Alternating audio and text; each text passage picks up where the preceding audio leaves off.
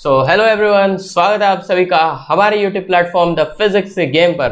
मैं Parth Srivastava currently enrolled in Banaras Hindu University स्वागत करता हूं हमारे इस बेहतरीन से ऑनलाइन प्लेटफॉर्म का, जहां पर हम आपको यहां पर स्टडी रिलेटेड कंटेंट प्रोवाइड करते हैं और मैं आपको पढ़ाता हूं 12th क्लास की यहां पर केमिस्ट्री, जो कि आपके लिए बोर्ड, सीयूईटी और जितने भी अदर एग्जाम्स हैं सबके लिए काफ़ी इंपॉर्टेंट यहाँ पर है 12th क्लास के चैप्टर्स। और आज हम लोग यहाँ पर कवर करने वाले हैं। एक मिनट, ज़रा पेन ले लेते हैं ताकि यहाँ पे टेंशन ना रहे कोई आप लोग के लिए। एक सेकेंड। तो आज यहाँ पर हम लोग कवर अप करने वाले हैं अपने इलेक्ट्रोकेमिस्ट्री चैप्टर को, जो कि फिजिकल केमिस्ट्री का एक बहुत ही इम्पॉर्टेंट और मोस्ट क्वेश्चंस जहाँ से पूछे जाते हैं जिस चैप्टर से, वो आपका इलेक्ट्रोकेमिस्ट्री उनमें से एक है। फिजिकल केमिस्ट्री में ये एक बहुत ही इंपॉर्टेंट चैप्टर यहाँ पे है और हमने पहले वीडियो में इसके कुछ अच्छे टॉपिक्स कवर अप कर लिए थे। अगर पिछला वीडियो नहीं देखा तो देख कर आओ और उसके बाद इस वीडियो को देखना शुरू करो, ताकि आइडिया लग जाए कि हम किस स्पीड से और क्या तरीके से हम लोग यहाँ पर पढ़ रहे हैं। तो आज का वीडियो शुरू करने से पहले एक थॉट है आप सभी के लिए कि पीछे मुड़ के कभी मत देखना, क्योंकि मंजिल आगे तुम्हारा इंतजार कर रही है। इसका मतलब कि जब भी लाइफ में आगे बढ़ने के लिए तुम अग्रसर हो या आगे बढ़ो, पीछे मुड़ के कभी भी मत देखना, क्योंकि पीछे अगर देखोगे तो फिर आगे की मंजिल कभी नहीं मिलेगी। ऐसा मैं यहाँ पर मानता हूँ और इसी थॉट के साथ आगे यहाँ पर चलता हूँ। तो वीडियो को आज हम लोग शुरू करते हैं बिना किसी देरी के। आज हम पढ़ने वाले हैं यहाँ पर इलेक्ट्रोड पोटेंशियल को कैसे मेजर करते हैं, यानी कि क्या फॉर्मूला होता है। उसके बाद हम लोग देखेंगे नर्न्स इक्वेशन क्या होती है, फिर इक्विलिब्रियम और नर्न्स इक्वेशन का रिलेशन क्या होता है, और एट लास्ट देखेंगे गिब्स फ्री एनर्जी आपकी क्या होती है। तो यही आज हम लोग इस चैप्टर में देखने वाले हैं और आज इस चैप्टर का ये हमारा पार्ट 2 होने वाला है और पार्ट 1 इससे पहले अपलोड हो चुका है। ओके, तो अब चलते हैं, आगे बढ़ते हैं। तो सबसे पहला टॉपिक आज का होने वाला है हमारा इलेक्ट्रोड पोटेंशियल का मेजरमेंट, यानी कि हम लोग इलेक्ट्रोड पोटेंशियल को कैसे मेजर करते हैं।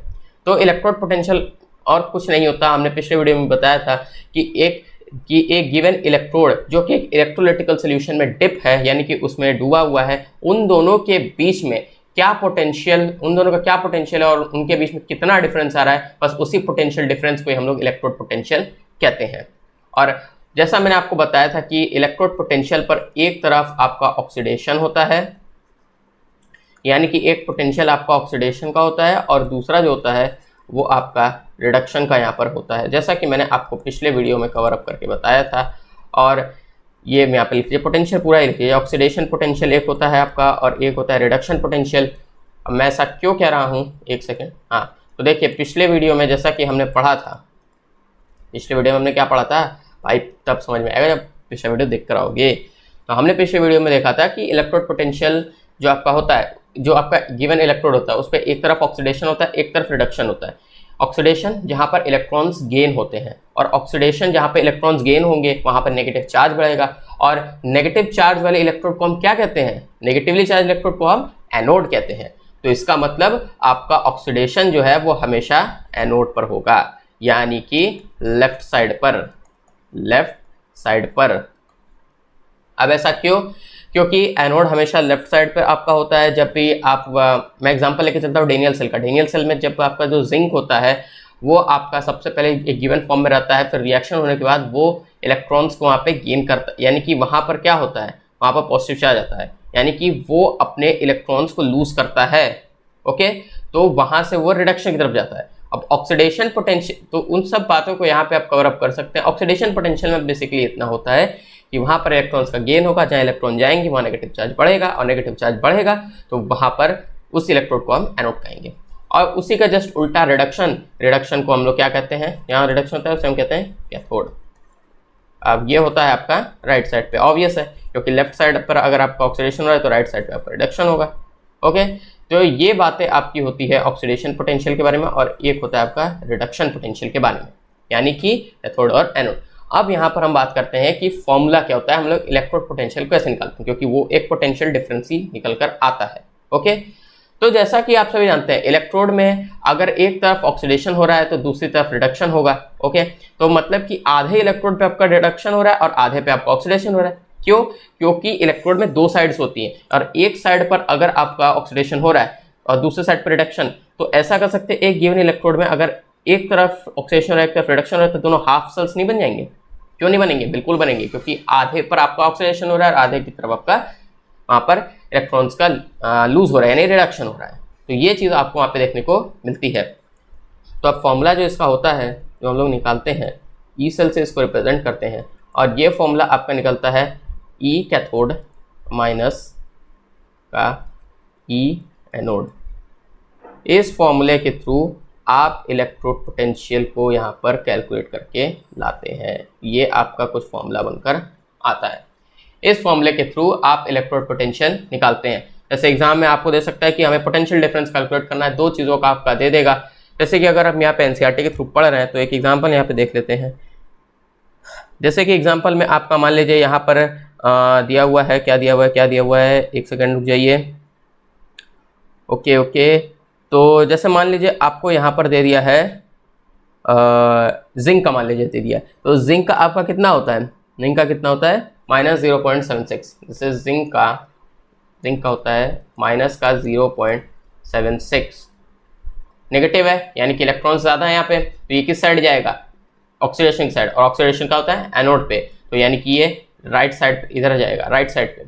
और इसके लेफ्ट साइड पे यानी कैथोड पे जैसे हम दूसरा लेते हैं, जैसे आपका यहाँ पर एक हो जाएगा, क्या हो जाएगा, ये मान लीजिए आपका यहाँ पर हमने लेड का ले लिया, तो लेड का कितना होता है, लेड का यहाँ पर हो जाएगा माइनस का 0.13। अब क्यों ये ज़्यादा है, तो एक चीज़ याद रखिएगा, जिसका वहाँ पर एग्जाम्पल में मीन्स जो क्वेश्चन आपसे पूछेगा, जिसका आपको ई सेल का वैल्यू या ई नॉट सेल जो कि स्टैंडर्ड रिडक्शन पोटेंशियल होता है, उसको भी आप ले सकते हैं स्टैंडर्ड इलेक्ट्रोड पोटेंशियल, जिसका वैल्यू ज़्यादा रहेगा वो हमेशा आपका राइट साइड पर आएगा, और जिसका कम होगा वो हमेशा लेफ्ट साइड पे जाएगा। जिसका ज़्यादा राइट साइड पे, जिसका कम वो लेफ्ट साइड पे। अब आपको इन दोनों में कौन सी बड़ी दिख रही है, लेड दिख रही है ना बड़ी। अब ये मत बोल देना कि जिंक बड़ी होगी, वरना ये तो ऐसा हो गया कि तुम्हारे पास दिमाग नाम का चीज़ ही नहीं है। तो दिमाग होना चाहिए, दिमाग लगाओ थोड़ा, ऐसे नहीं होता, पढ़ाई ऐसे नहीं होती, जस्ट जोकिंग। तो इतना समझ लो, ये इंपॉर्टेंट बात है। ओके, तो देखिए अब यहाँ से हम इसको अगर कैलकुलेट करेंगे तो ये आपका क्या बन जाएगा, ई सेल मान लीजिए इसका पूछेगा, तो बस ई सेल का फॉर्मूला रखेंगे और ई कैथोड पे ये जाएगा, क्योंकि यहाँ पर क्या है, यहाँ पर इसकी वैल्यू ज़्यादा है, जो बड़ी वैल्यू है उधर जाएगी, तो ये हो जाएगा माइनस का 0.13। अब क्योंकि ये माइनस होता है और अंदर कितना है -0.76, अब माइनस माइनस प्लस बन जाएगा, तो ये कितना हो जाएगा -0.13 और ये हो जाएगा प्लस का 0.76। तो ई सेल की जो हमारी वैल्यू निकल के आएगी वो हो जाएगा 0.63। तो ये हमारा कुछ यहाँ पर ई सेल का वैल्यू यहाँ पे निकल कर आया हुआ है। अब चार्जेस वगैरह पे ध्यान दे देना, चार्जेस जैसे यहाँ पे देखो ये Zn2+ ही रहेगा और ये Pb2+ ही रहेगा। ओके, तो इस तरीके से आप इलेक्ट्रोड पोटेंशियल को मेजर करके निकालते हैं। और एनसीईआरटी में मैं आपको बता दे रहा हूँ, ये आपका गिवन है पेज नंबर 37 पे, आपका पूरा एक स्टैंडर्ड इलेक्ट्रोड पोटेंशियल्स का एक पूरा टेबल दिया हुआ है। उसमें कुछ इंपॉर्टेंट वैल्यूज़ को अगर याद कर लें तो आपका पूरा यहाँ पे कवर अप हो जाएगा। मैक्सिमम तो नहीं पूछा जाता, लेकिन इतना है कि आपको उन सब की ई नॉट की जो वैल्यू दी हुई है उसको आपको आना चाहिए। एक चीज़ याद रखिएगा, जहाँ पर आपका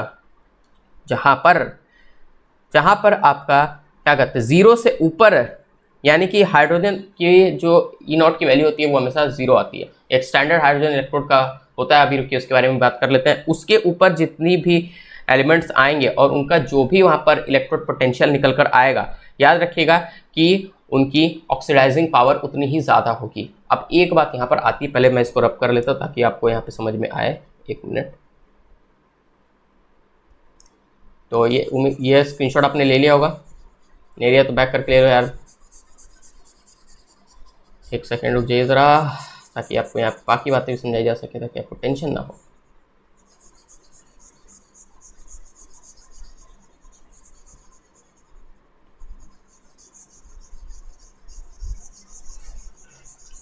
वन सेकेंड, बिना किसी दिगुरी के कहाँ रह गया है ये समय।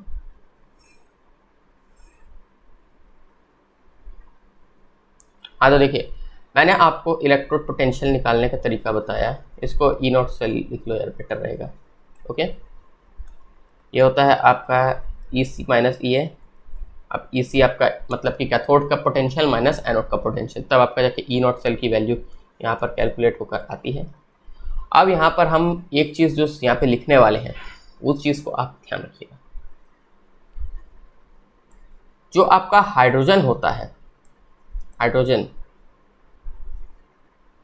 हाइड्रोजन के अबव यानी कि जो ऊपर की तरफ आते हैं, जैसे आपका स्टैंडर्ड इलेक्ट्रोड पोटेंशियल जो टेबल दिया है उसमें जो भी एलिमेंट्स या जो भी एलिमेंट्स आपके, या फिर आयंस कह दो, सिंपल बात में आयंस कह दो,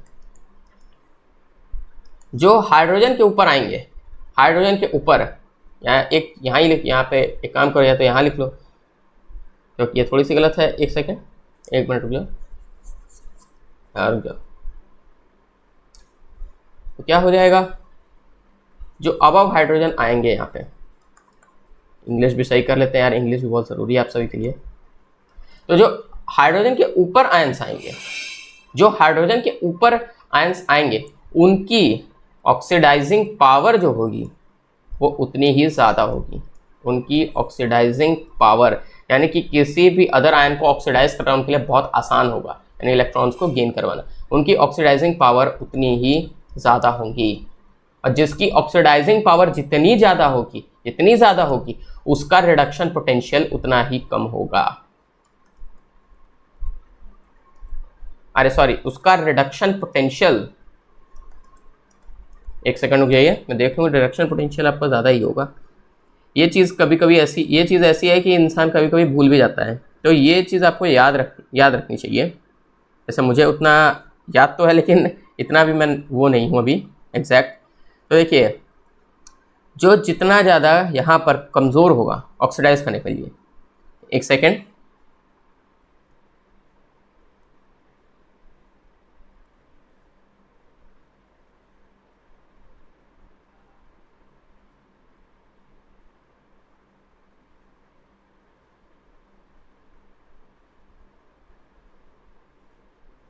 हाँ तो देखिए, जिसकी ऑक्सीडाइजिंग पावर जितनी ज़्यादा होगी उसका रिडक्शन पोटेंशियल उतना ही क्या होगा, उतना ही कम होगा।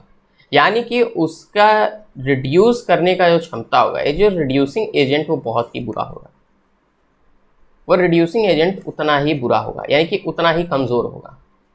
जिस भी मेटल का ऑक्सीडाइजिंग पावर जितना ज़्यादा हाई होगा, उसका जो रिस्पेक्टिव आयन है उसके रिड्यूस करने की जो पावर रहेगी वो उतनी ही कम होगी। अब ये तो ऑब्वियस है, जो ऑक्सीडाइज ज़्यादा बढ़िया करेगा वो रिड्यूस उतना ही गंदा करेगा।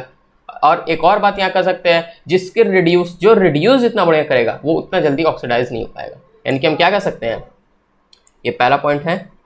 और दूसरा पॉइंट ये, जिसका रिड्यूसिंग पावर ज़्यादा होगा, यानी जो रिड्यूस जितना बढ़िया करेगा, रिड्यूसिंग पावर, जिसका रिड्यूसिंग पावर जितना ज़्यादा होगा उसका ऑक्सीडेशन पोटेंशियल उतना ही कम होगा, उसका ऑक्सीडेशन पोटेंशियल उतना ही कम होगा, यहाँ पे उतना ही कम होगा। तब क्या होगा, उसका ऑक्सीडाइज करने, वो ऑक्सीडाइजिंग एजेंट उतना ही कमज़ोर होगा, उतना ही कमज़ोर। एक चीज़ याद रख लीजिएगा, हम ये जो ऑक्सीडाइजिंग पावर की बात कर रहे हैं, ये हम उस रिस्पेक्टिव मेटल की बात कर रहे हैं। ये चीज़ याद रखें, हम उस रिस्पेक्टिव मेटल की बात कर रहे हैं, उसका ऑक्सीडाइज करने की जो पावर होगी वो बहुत ज़्यादा होगी। लेकिन हम ये जो रिड्यूसिंग एजेंट की बात कर रहे हैं, ये इस मेटल का आयन है, मेटल का आयन है। अब रिड्यूसिंग एजेंट क्यों इतना कमज़ोर होगा, क्योंकि इसने पॉजिटिव चार्ज गेन कर लिया है, समझे। यानी कि ऑक्सीडाइज वो जितना बढ़िया कर रहा है, यानी कि उसका इलेक्ट्रॉन्स उतने ज़्यादा आ रहे हैं, यानी कि इलेक्ट्रॉन्स उसके पास बढ़ते जा रहे हैं, यानी कि उसके पास पॉजिटिव चार्ज कम होता जा रहा है। और पॉजिटिव चार्ज अगर कम होगा तो सोच लो क्या होगा, इलेक्ट्रॉन जब बढ़ते हैं तो क्या होता है, ऑक्सीडेशन होता है, यानी कि उसकी ऑक्सीडाइजिंग पावर बढ़ती चल जाएगी। तब उसके पास अब पॉजिटिव चार्ज कम होगा, और पॉजिटिव चार्ज कब होता है, जब रिडक्शन की बात होती है, यानी कि कम हो रहा है, यानी कि रिडक्शन पोटेंशियल उसका कम हो रहा है। तो इसका मतलब उसकी रिड्यूसिंग पावर भी उतनी ही कम हो रही है उस रिस्पेक्टिव आयन की। यहाँ पर पेपर में जब भी पूछता है सवाल तो क्या होता है, वो यहाँ पर आपको मेटल का ऑक्सीडाइजिंग पावर दे देगा और आयन के बारे में पूछेगा।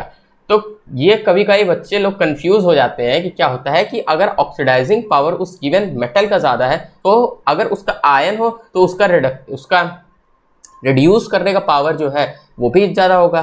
कुछ लोग ऐसे कंफ्यूज हो जाते हैं कभी कभी, क्योंकि ये टॉपिक ही कुछ ऐसा है, यहाँ पे कंफ्यूजन होती है कई बच्चों को। और मैं सही बताऊँ तो जब मैं पढ़ाई करता था, यानी कि जब मैं एज एन एस्पिरेंट था, जब एग्ज़ाम देने वाला था, तो उस समय मेरे साथ भी ऐसा हुआ था, मेरे से भी ऐसी गलतियाँ शुरू में होती थी। और उसके बाद लेकिन जब मैंने अपनी गलतियों पर फोकस किया तो मेरे को पता चला कि मैं अब यहाँ से प्रिपेयर हूँ।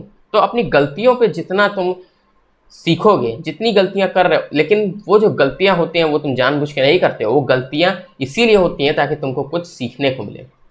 तो गलतियां जब भी कोई इंसान करता है तो उससे वो कुछ नया ही सीखता है, उसका कभी कोई नुकसान नहीं होता है ज़्यादा। ये चीज़ हमेशा याद रखना लाइफ में, ये लाइफ का सबसे बड़ा उसूल है। तो बाकी तो मोटिवेशन की बात है बाद में। अब ऑक्सीडाइजिंग पावर देखो, जिस मेटल का जितना ज़्यादा होगा उस रिस्पेक्टिव मेटल आयन के reducing agent as reducing agent या रिडक्शन पोटेंशियल उसका उतना ही कम होगा।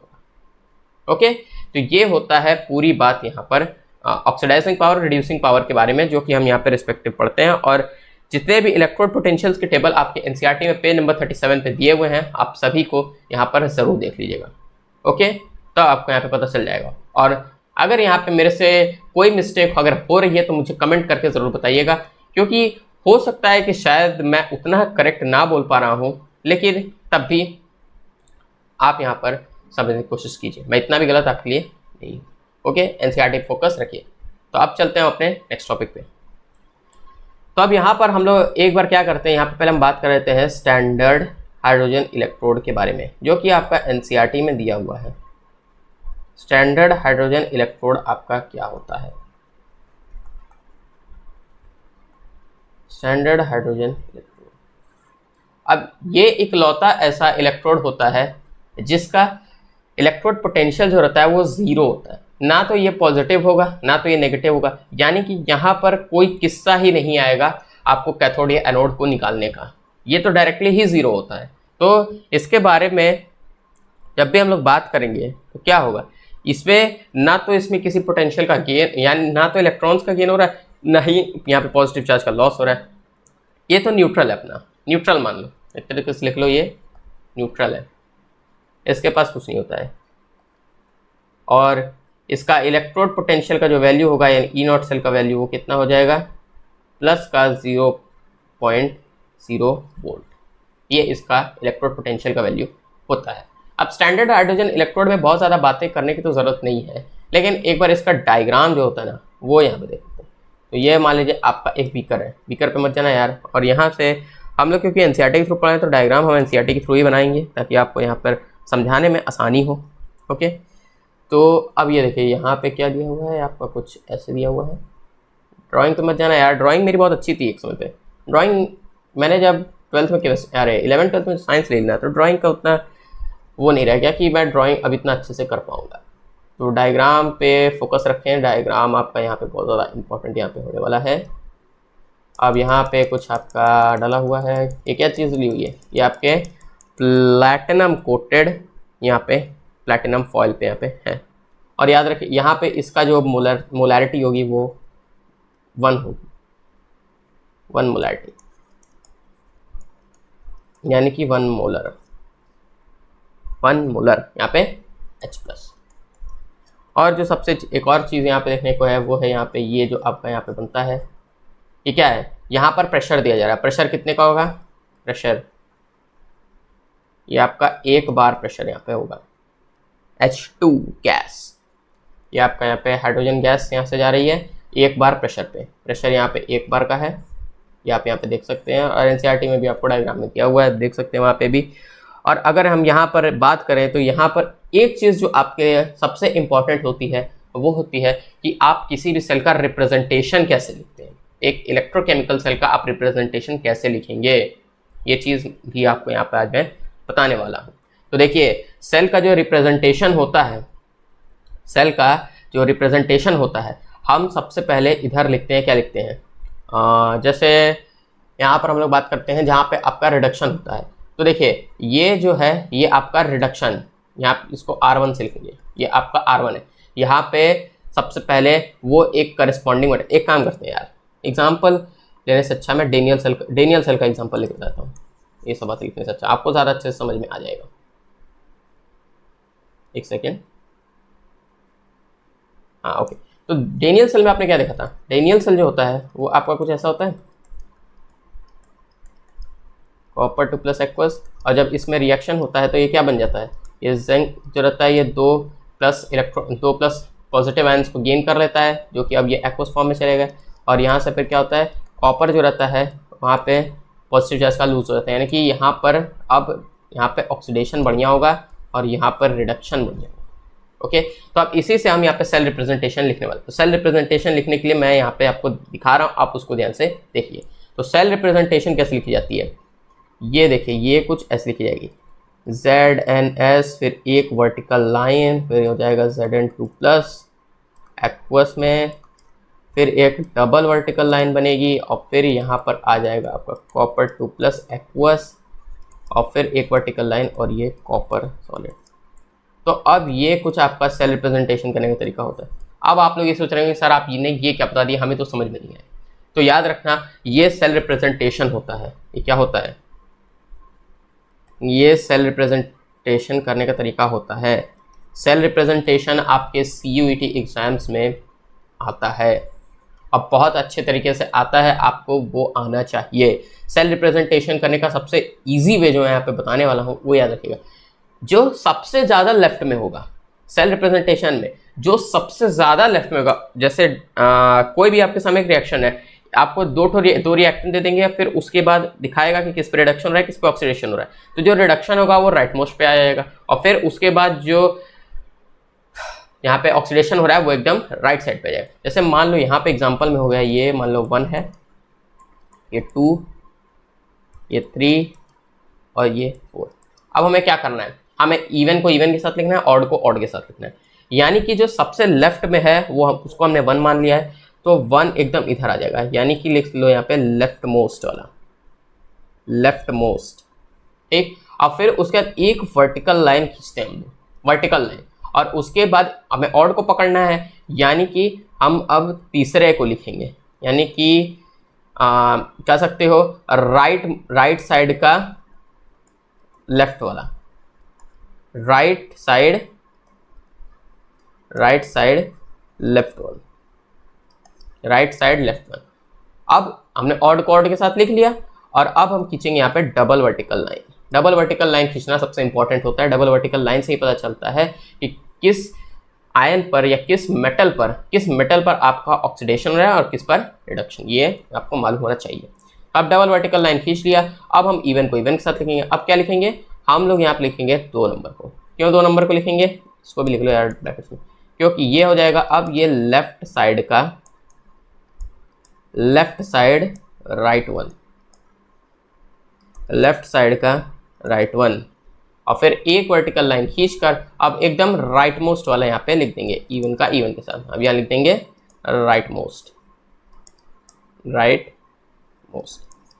तो इस तरीके से आप कुछ सेल रिप्रेजेंटेशन यहाँ पर करते हैं। ये तरीका होता है आपका सेल रिप्रेजेंटेशन करने का। मैंने यहाँ पर आपको सबसे इजी मेथड से बताया है, क्योंकि वहाँ पर एग्जाम में ये नहीं पूछेगा आपसे कि यहाँ पे तरीका क्या होता है। आपको सीधा वहाँ पर मेटल और आयन दे देगा, आपको बताना है कि इसका सेल रिप्रेजेंटेशन क्या होगा, तो आपको आना चाहिए। मैंने सबसे सिंपल वे में आपको यहाँ पे बताने की कोशिश की है, आप समझ जाए तो बहुत अच्छा है। याद रखिएगा, जो सबसे रिएक्शन में सबसे लेफ्ट हैंड साइड पर होगा वो यहाँ पर आपका एकदम लेफ्ट पर होगा, और जो राइट वाला है वो एकदम राइट पे, यानी दोनों साइड के कॉर्नर्स वाले एकदम कॉर्नर में होंगे।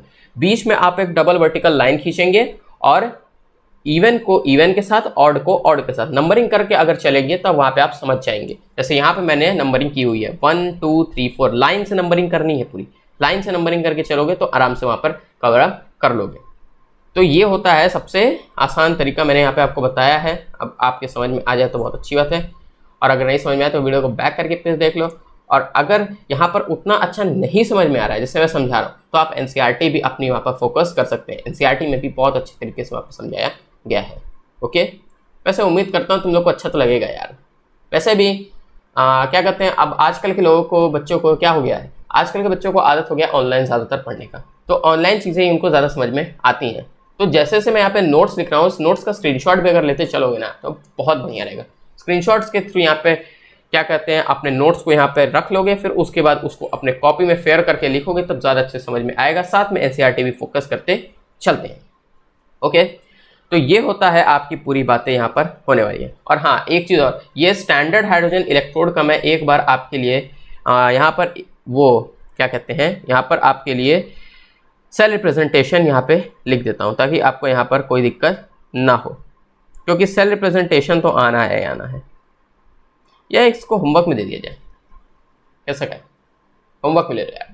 यहाँ पर मुझे सेल रिप्रेजेंटेशन चाहिए, सेल रिप्रेजेंटेशन यहाँ पर मुझे चाहिए। एक मिनट, पूरा पहले रब करते हैं। स्क्रीनशॉट ले लिया होगा, नहीं लिया तो ले लो। और तब तक हम लोग अब इसको पूरा यहाँ पे मिटा देते हैं ताकि मैं आपको यहाँ पे थोड़ा सा होमवर्क आपको यहाँ पे दे सकूँ। एक सेकेंड, ये आई थिंक काम नहीं कर रहा थोड़ा अच्छे से, एक मिनट, थोड़ा दिक्कत है यहाँ पे, लेकिन कोई दिक्कत नहीं, सब कवर अप हो जाएगा, आराम से करते हैं। जिंदगी है बहुत, यहाँ पे एक सफ़र है उसका जो कि होता है सुहाना। ज़िंदगी जब तक है यार, एंजॉय करते रहो यार, पढ़ाई भी करते रहो, एंजॉय भी करते रहो, क्योंकि अगर एंजॉय नहीं किया तो लाइफ किसी काम की नहीं है। सही बता रहा हूँ मैं, टिप्स लेते चलो।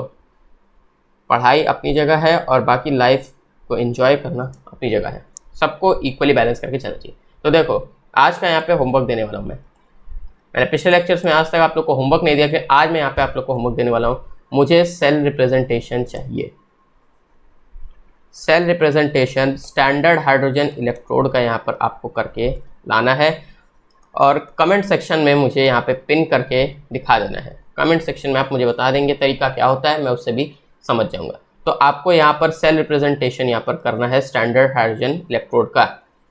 ओके, समझ गए? सेल रिप्रेजेंटेशन इसके यहाँ पे मेन है।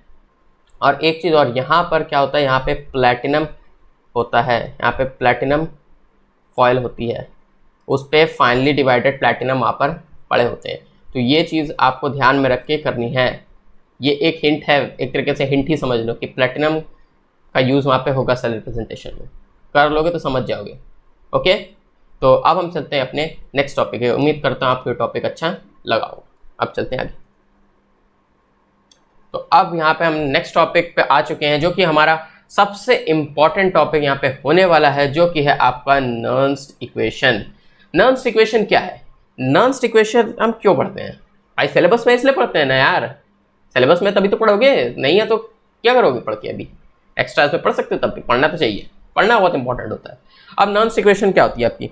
नर्न्स्ट इक्वेशन अगर आप अपनी एनसीईआरटी में देखेंगे तो बहुत लंबा चौड़ा वहाँ पर आपको कम से कम 2 पेज में पूरा इसका समझाया गया है, पूरा डेरिवेशन दी हुई है। लेकिन डेरिवेशंस आपकी केमिस्ट्री में नहीं आती हैं। बोर्ड्स में भी देखा जाए तो नर्न्स्ट इक्वेशन की डेरिवेशन आपसे कभी नहीं पूछता है। वैसे वो बात अलग है कि आपको डेरिवेशन तो नहीं आता है, डेरिवेशन उतना इंपॉर्टेंट नहीं है, लेकिन अगर डेरिवेशन चाहिए तो आप एक बार अपने एनसीईआरटी में देख सकते हैं। वैसे कोई बहुत ज़्यादा यहाँ पर यूज़ नहीं होता है डेरिवेशन का, तो डेरिवेशन इतना इंपॉर्टेंट नहीं है मैं तो कहूँ तो। आप चाहें तो डेरिवेशन अपने नीड के अकॉर्डिंग स्किप भी कर सकते हैं। ओके, अगर आप कहेंगे तो मैं आपको डेरिवेशन किसी एक अलग से वीडियो में, जहाँ पर फिजिकल केमिस्ट्री के डेरिवेशंस कराएंगे, वहाँ पर मैं आपको यहाँ पर करा दूंगा। ओके, तो अभी हम यहाँ पर बात करते हैं नर्न्स्ट इक्वेशन करेंगे। तो अब नर्न्स्ट इक्वेशन का जो यहाँ पे फॉर्मूला, यहाँ पे हम डायरेक्टली बात करने वाले हैं, क्योंकि नर्न्स्ट इक्वेशन से यहाँ पे सिर्फ क्वेश्चन ही बनते हैं। ये नहीं पूछता है कि नर्न्स्ट इक्वेशन का डेरिवेशन कैसे निकलता है, ये सब नहीं पूछता। तो फॉर्मूला यहाँ पे जो इसका होता है, ध्यान से देख लो, ये होता है E cell is equals to E not cell minus का 0.0591 upon n log products upon reactants. ये फॉर्मूला आपका होता है जिससे आप यहाँ पर नर्न्स्ट इक्वेशन को कैलकुलेट करते हो। इस फॉर्मूले के थ्रू हम नर्न्स्ट इक्वेशन से हम कोई भी क्वेश्चन सॉल्व कर लेते हैं। ये फॉर्मूला आपका होता है, इस फॉर्मूले को आपको आना चाहिए। ओके, मैक्सिमम जो n की वैल्यू आपके लिए आती है पेपर में, वो ज़्यादा से ज़्यादा n की वैल्यू आपकी 2 से 4 के बीच में ही मैक्सिमम यहाँ पे बनती है। यहाँ पे मैक्सिमम टाइम्स आस्क लिख लो यार, मैक्सिमम टाइम्स n की वैल्यू इतनी ही बनती है। मैक्सिमम टाइम 2 से 4 के बीच में n की वैल्यू आपकी होती है वहाँ पे। ओके, अब यहाँ पर क्या करते हैं, आपके टॉपिक को और थोड़ा सा अच्छा बनाने के लिए हम लोग क्या करते हैं, यहाँ पे आपको एक क्वेश्चन दे देते हैं। क्वेश्चन यहाँ पे हम सॉल्व करके देखते हैं। ला ला ला ला। तो हम लोग एक काम करते हैं, हम लोग एनसीईआरटी के ही क्वेश्चंस को यहाँ पे फॉलो करते हैं।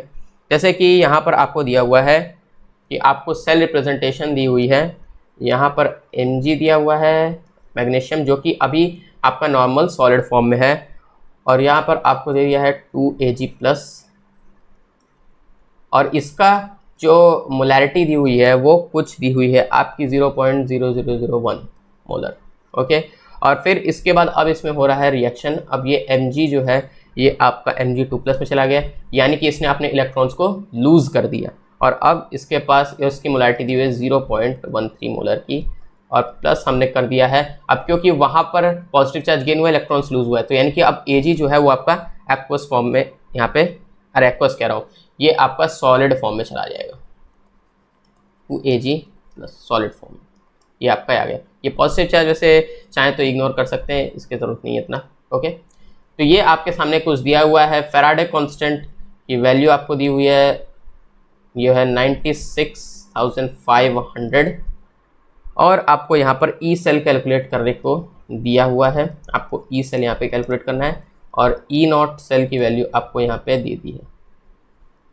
ई नॉट सेल की वैल्यू आपको कितनी दी हुई है यहाँ पे 3.17 वोल्ट। आपको ई सेल यहाँ से कैलकुलेट करके निकालना है।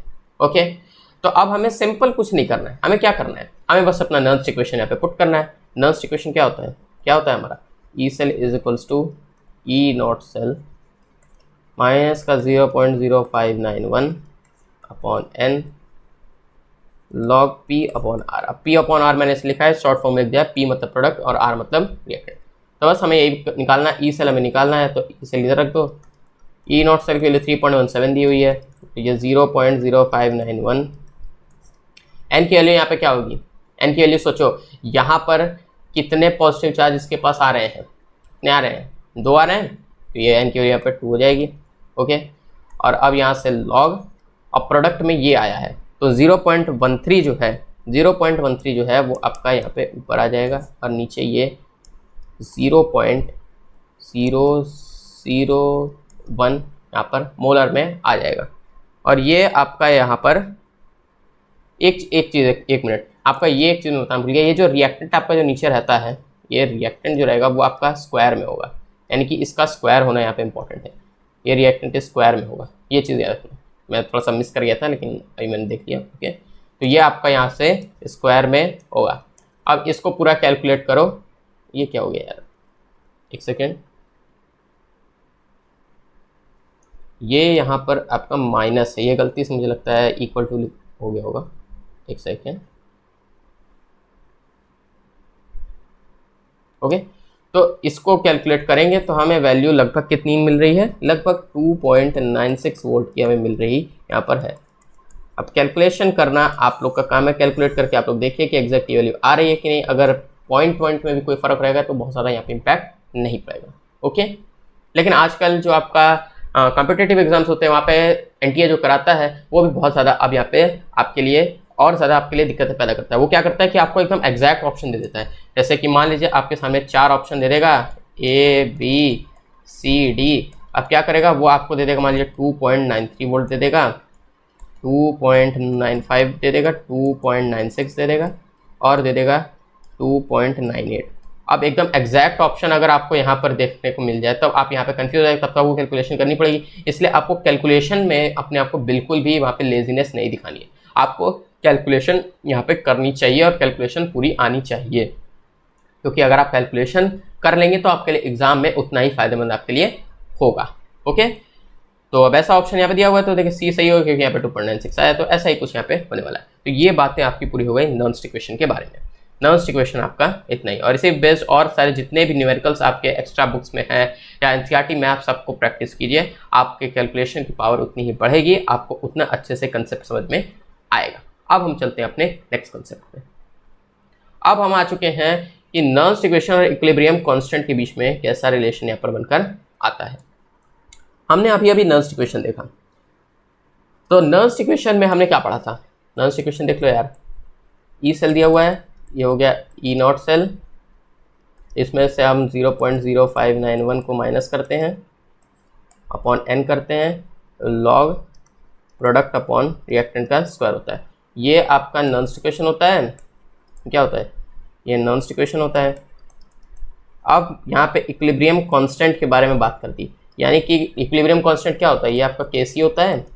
तो बस हमें कुछ भी यहाँ पे रॉकेट साइंस नहीं लगानी है, क्योंकि डेरिवेशन इंपॉर्टेंट नहीं है। तो आपको बस यहाँ पे क्या करना है, ये आपका कुछ नहीं बनेगा, ये बनेगा बस आपका E cell is equals to, और जब इक्विलिब्रियम कांस्टेंट की बात आती है तो आपका ई नॉट सेल जो रहता है वो यहाँ पर 0 हो जाता है, वो आपका 0 हो जाता है इक्विलिब्रियम कांस्टेंट के केस में, केसी केस में, यानी कि इक्विलिब्रियम कांस्टेंट केस में आपका ई नॉट सेल की वैल्यू यहाँ पे 0 बन जाती है। तो ये तो आपका यहाँ से गायब ही हो जाएगा। तो अब ये क्या बनेगा, ये क्या बनेगा, ये बन जाएगा 0.0591 और ये माइनस का साइन यहाँ रहेगा अपॉन n, और ये जो प्रोडक्ट अपॉन रिएक्टेंट स्क्वायर है ये आपका रिप्लेस हो जाएगा केसी से, ये आपका p/r स्क्वायर जो रहेगा वो यहाँ पर केसी से रिप्लेस हो जाएगा, और बस यही आपका यहाँ पे बन जाएगा।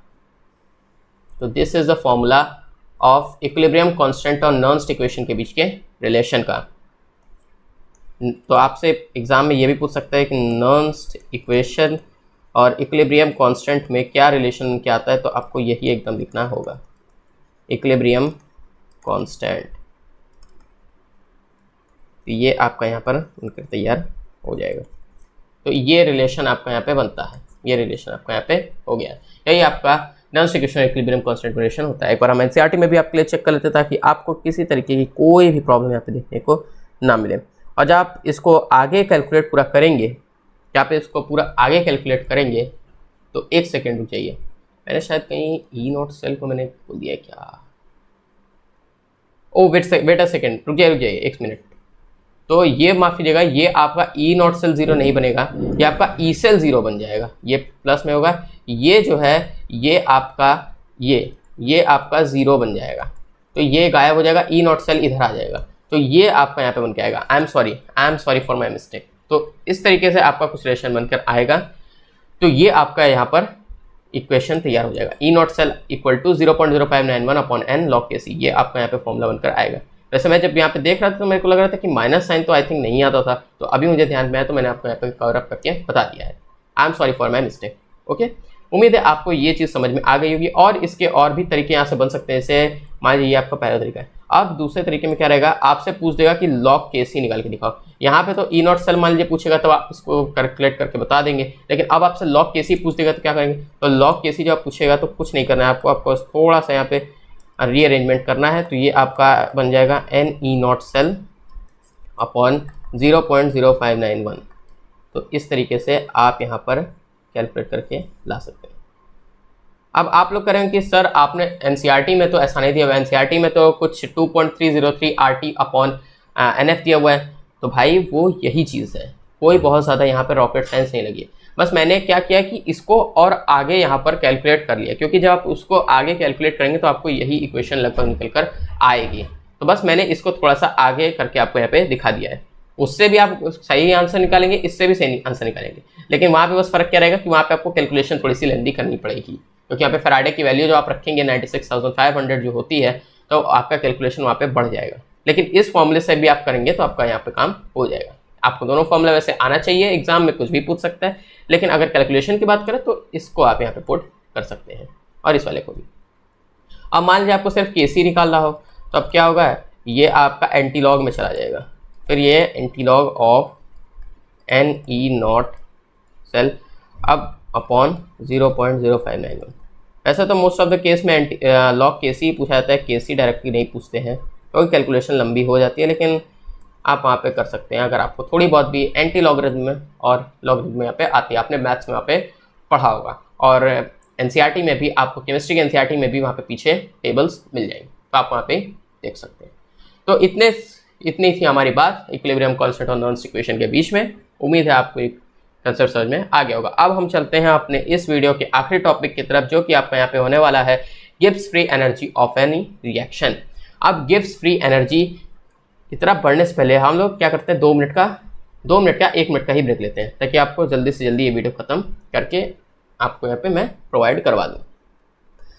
तो ब्रेक में हम क्या कर रहे हैं, यहाँ पे हम देखने वाले हैं कि देखिए थोड़ी सी बातें मैं आपको यहाँ पे बताना चाहता हूँ आपके लाइफ के अकॉर्डिंग। तो देखिए क्या होता है कि जितने भी टॉपिक्स हम पढ़ रहे हैं या जो चैप्टर्स हम पढ़ते हैं, ये सब हमारे लाइफ पे तो बहुत ज़्यादा इम्पैक्ट नहीं डालेंगे। मीन्स जो आपका लाइफ एक अलग से होता है ना, उसमें ये सब चीज़ों के बारे में इतना नहीं पूछेगा। मीन्स आपको आना चाहिए। जब आप पढ़ाई के एस्पेक्ट में रहेंगे तब आपके लिए ये सब चीज़ें बहुत ज़्यादा इंपॉर्टेंट है, क्योंकि इन्हीं सब चीज़ों से आप अपने करियर को बना सकते हैं। लेकिन आप जो लाइफ यहाँ पे जीते हैं ना, जो ज़िंदगी जीते हैं, वो यहाँ पर कुछ ऐसी चीज़ें आपको सिखाते हैं जो इन सब चीज़ों से भी बहुत ऊपर होती है। ये सब जो चीज़ें यहाँ पे पढ़ रहे हैं आप लोग, ये तो आपकी ज़िंदगी की लड़ाई से तो बहुत छोटी है अगर आप ध्यान से देखेंगे तो पढ़ाई भी अपनी जगह है, आपकी लाइफ भी अपनी जगह है, इन्जॉयमेंट भी होना चाहिए, लेकिन आपको अपनी पढ़ाई से बिल्कुल कॉम्प्रोमाइज़ नहीं करना चाहिए। क्योंकि जिसने अपनी पढ़ाई में कॉम्प्रोमाइज़ नहीं किया ना, वो लाइफ को कितना भी इंजॉय कर ले, उसका कोई भी बैकलॉग या कोई भी उसको प्रॉब्लम पढ़ाई में नहीं होगी। समझे? तो ये था आज का मोटिवेशन। आज आई थिंक आज मैं मोटिवेशन आप लोगों को ज़्यादा दे रहा हूँ। तो अब यहाँ मोटिवेशन को हम यहाँ पे बंद करते हैं। अब हम अपने आखिरी टॉपिक की तरफ बढ़ते हैं। तो गिब्स फ्री एनर्जी क्या करना है? गिब्स फ्री एनर्जी आपका और कुछ नहीं बल्कि डेल्टा जी से आपका रिप्रेजेंट होता है।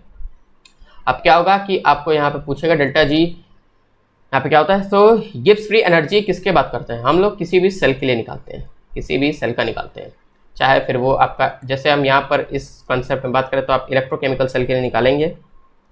इलेक्ट्रोकेमिकल सेल का हम यहाँ पर गिब्स फ्री एनर्जी यहाँ पे निकालते हैं। इलेक्ट्रोकेमिकल सेल जैसे आपका गैल्वेनिक सेल हो गया या उसी को डेनियल सेल भी कहते हैं, एक एग्जांपल ये है। तो अब सीधा हम लोग यहाँ पे फॉर्मूले पे चलते हैं, क्योंकि आपका यहाँ से भी डायरेक्टली यहाँ पर आपका क्वेश्चन ही बनता है। तो डेल्टा जी निकालने का जो तरीका होता है वो होता है आपका -NFE0 सेल। ये तरीका होता है आपका डेल्टा जी निकालने के लिए। लेकिन एक चीज़ और ध्यान में रखिए, ये आपका स्टैंडर्ड इलेक्ट्रोड पोटेंशियल पे बात हो रहा है। स्टैंडर्ड इलेक्ट्रोड पोटेंशियल का बात यहाँ पे हो रहा है। ये आपका यहाँ पर स्टैंडर्ड इलेक्ट्रोड पोटेंशियल का बात हो रहा है, समझे? एक और होता है फॉर्मूला यहाँ पे जो होता है delta G is equals to -NFE cell. ये भी एक आपका यहाँ पे फॉर्मूला बनता है।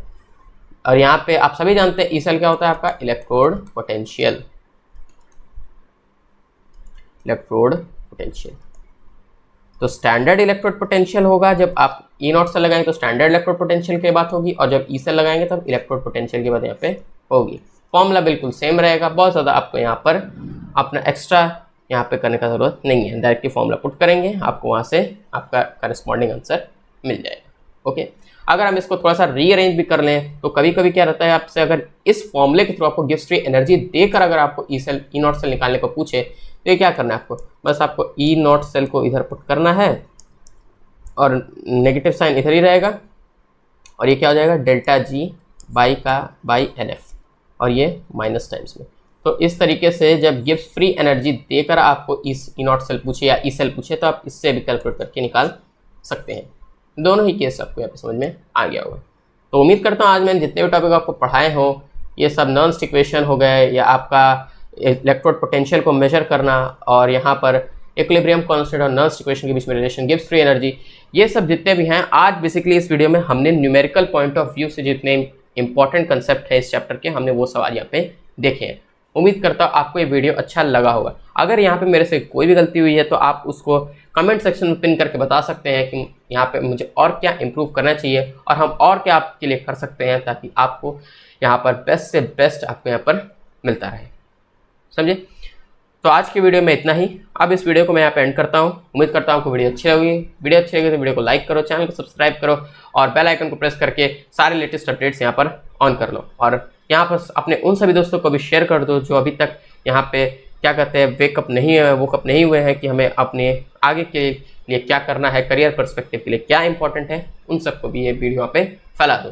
CUT 2026 के प्रिपरेशन के लिए आप यहाँ पर हमारे चैनल को सब्सक्राइब कर सकते हैं, और बाकी जितने भी अपडेट्स हैं कुछ भी हो CUT के रिगार्डिंग वो सब आपको यहाँ पे मिल जाएगी। बस अब इस वीडियो को एंड करते हैं, मिलते हैं फिर एक नए वीडियो में। तब तक के लिए take care, goodbye and all the best.